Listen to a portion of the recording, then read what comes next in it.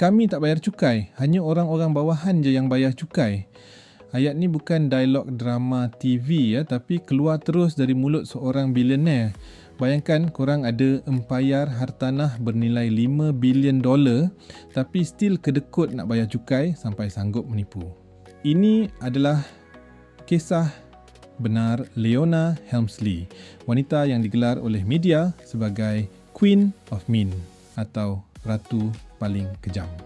Pada era 80-an, Leona dan suaminya Harry adalah raja dan permaisuri hotel mewah dekat New York. Tapi kekayaan melimpah ruah ni tak buat Leona rasa cukup. Dia terkenal dengan perangai bosi, suka pecat pekerja sesuka hati dan dia rasa dia kebal undang-undang.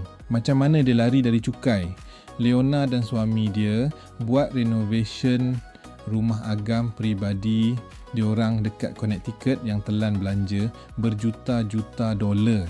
Tapi bil-bil renovation peribadi tu semua dia claim sebagai perbelanjaan syarikat.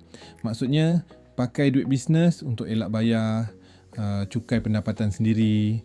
Sepandai-pandai tupai melompat, akhirnya jatuh ke tanah juga. Perangai dia yang suka layan orang bawahan macam sampah tu bawa padah.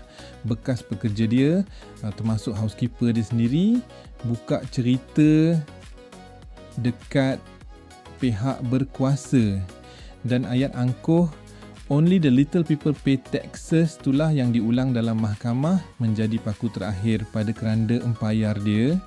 Pada tahun 1989, Ratu Kejam ni didapati bersalah atas 33 pertuduhan jenayah termasuk lari dari cukai. Leona akhirnya terpaksa tukar baju mewah dia dengan baju lokap dan jalani hukuman penjara persekutuan selama 18 bulan.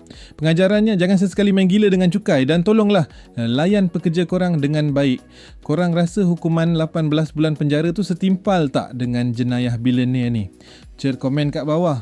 Nak tahu lagi banyak info cukai yang mind blowing macam ni?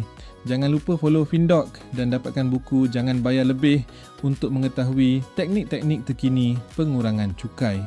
Klik butang Order Yours Today dan isi borang untuk ketahui lebih lanjut tentang cukai anda.